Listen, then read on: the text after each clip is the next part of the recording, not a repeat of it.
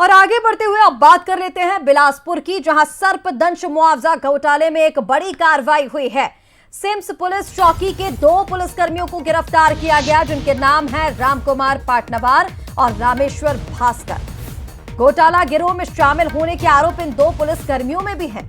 मामले में पहले भी कई गिरफ्तारियां हो चुकी हैं। डॉक्टर, वकील, लिपिक जेल जा चुके हैं।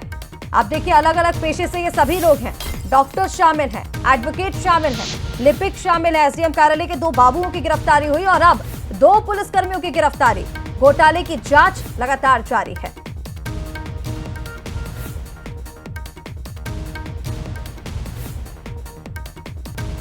चलिए, इसी पर और ज्यादा अपडेट्स के लिए हमारे साथ बिलासपुर से अमन पांडे लाइव इस वक्त जुड़ गए हैं। सीधा रुख कर लेते हैं अमन का।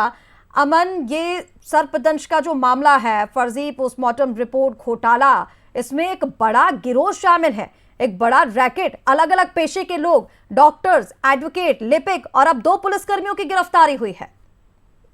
देखिए, निश्चित तौर पर ऋषिका, बहुत ही गंभीर ये पूरा प्रकरण निकलकर सामने आया है। जिस तरह से विधानसभा में विधायक सुशांत शुक्ला ने ये पूरा मामला उठाया था, उसके बाद लगातार इस पर जांच की जा रही है। 16 एफआईआर दर्ज की गई है और इसके साथ ही 17 लोगों को गिरफ्तार भी कर लिए गए, जिसमें वो तमाम लोग हैं जो रैकेट चलाकर, सिंडिकेट बनाकर पूरी इस मुआवजे घोटाले को अंजाम देते थे। और इसमें कुछ परिजन भी शामिल है जिन्होंने अपने परिजनों की मृत्यु के नाम पर इस तरह का मुआवजा लिया। सरकार के नियम है कि अगर सर्पदंश से किसी की मौत होती है तो उसे 4 लाख रुपए मुआवजा दिया जाता है। और इसी 4 लाख रुपए का ये पूरा खेल है। जो छत्तीसगढ़ का नागलोक कहा जाता है जशपुर, वहां पर महज 96 ही मामले सर्पदंश के जो है दर्ज किए गए थे। वहीं बिलासपुर जिले में 431 मामले जब दर्ज किए गए, तब जाकर इस पर सवाल उठे और उसके बाद इस पर बड़ी चर्चा हुई, बड़ी बहस हुई और उसके बाद कार्रवाइयां अब लगातार जारी हैं। अगर 431 मामलों की हम बात करें तो 4 लाख रुपए प्रति मामले के हिसाब से लगभग 17 करोड़ से ज्यादा का ये पूरा मामला है। ऐसे में अगर ज्यादातर मामले फर्जी निकलते तो करोड़ों का ये घोटाला है। और इस पर अब तक 17 गिरफ्तारियां हो चुकी है, जिसमें तमाम जो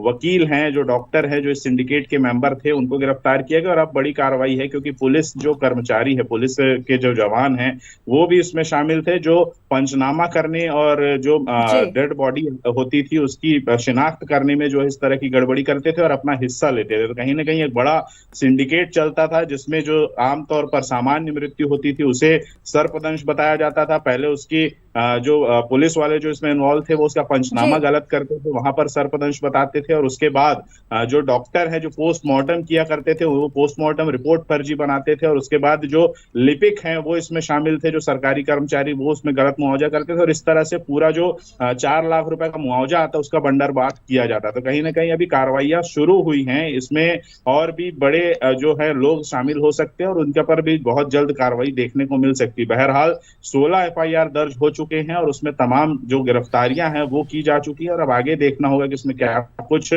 और निकल कर सामने आता है, किस तरह से कार्रवाई बढ़ती है। क्योंकि जो विधायक है जिन्होंने ये पूरा मामला उठाया था, उन्होंने स्पष्ट तौर पर कह दिया है कि कार्रवाई अच्छी है लेकिन इसकी जांच और सूक्ष्मता से होनी चाहिए। वहीं जो लिपिक कर्मचारी हैं वो भी इसके विरोध में आ गए। जिस तरह से लिपिकों को गिरफ्तार किया गया था तो कल उन्होंने ज्ञापन सौंपा और वो भी इसकी सूक्ष्म जांच चाहते हैं। तो ऐसे में जांच निश्चित तौर पर और गहराई पर जाएगी। हो सकता है कि 431 मामले जो दर्ज किए गए थे उसमें और भी बड़े नाम निकल कर सामने और बड़ा जो एक सिंडिकेट है उसका खुलासा हो सकता है। बिल्कुल अमन, एक बड़ा सिंडिकेट जिसमें अलग अलग एजुकेटेड लोग शामिल हैं, सरकारी खजाने को चूना लगाने की पूरी एक सुनियोजित साजिश, और इसमें कई गिरफ्तारियां हो चुकी हैं जैसे कि आपने भी जानकारी दी। लेकिन अभी यह भी देखना है कि किन और लोगों के नाम सामने आते हैं और फिर आगे किस तरह से इस पर कार्रवाई होती है। बहुत शुक्रिया तमाम जानकारी के लिए, आपका हमारे साथ जुड़ने के लिए।